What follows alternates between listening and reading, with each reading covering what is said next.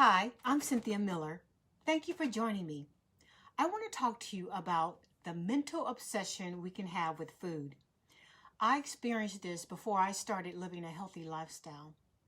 Those who constantly go on diets can relate to this, but even if you don't go on a lot of diets, if you can't stop eating when you want to, you can relate to what I'm about to share with you. Let me tell you, before I started living a healthy lifestyle, the food I obsessed over was junk food and snack food like chocolate chip cookies, nacho flavored chips, or just potato chips or French fries. And during the holidays, C's candies, the chocolate candies were my thing. Now, when I say obsessing, let me give you a brief example of what I used to do. When I wanted something to snack on, like cookies, I go and get my stash. Yeah, that's right. I said my stash. I'd hide my cookies so I'd have them when I wanted them. I didn't want to share with my family. I wanted to have the cookies to be there. I wanted the cookies to be there when I wanted them, essentially. So, okay, let me not digress. So let me keep on track about this mental thing.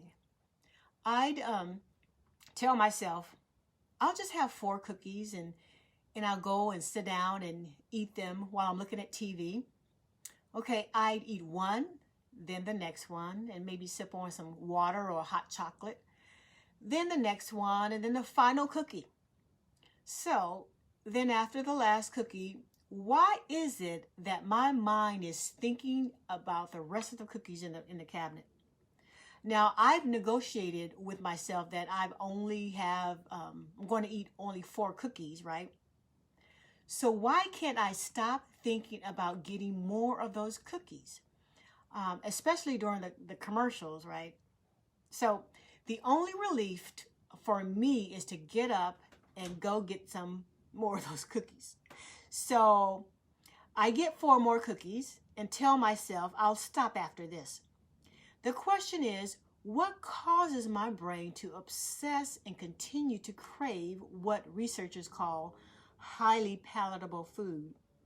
Well, research has shown that in some people, when we eat those types of highly processed foods like with sugar and flour and salt in them, a hormone called dopamine floods our brain.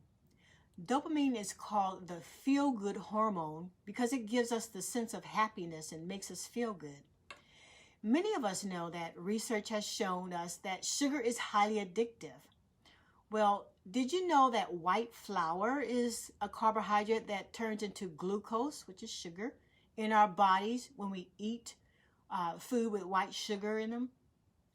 That's another reason why breads can be addictive too.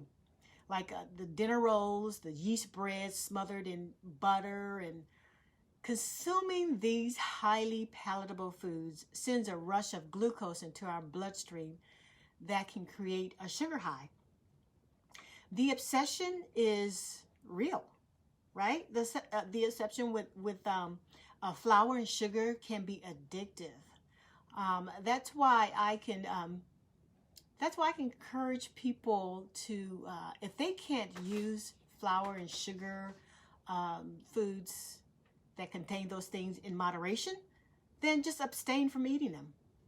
Believe me, there is plenty of good food, delicious food left to eat in the world, without eating the flour and sugar in them.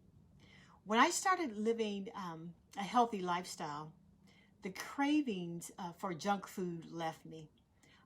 But sometimes when I see something that I want to eat, like donuts or chocolates, I had that temptation, but I'm able to resist eating those types of foods because I have tools that I use to help me overcome those temptations. If you want to know more about how to lose weight and keep it off, visit my website, cynthiarmiller.com. Also, if you wish to know more about eating healthy, I offer a free recipe booklet. I call it the Craving More Starter Plan. In it, I give you 5 recipes that you can make that are delicious and healthy. go to cynthiarmiller.com and get your free recipe booklet and a bonus, which is a complimentary grocery shopping list for each meal. I hope this was helpful to you. Don't forget to leave a comment and subscribe to my YouTube channel. I'll see you next time. Blessings to you.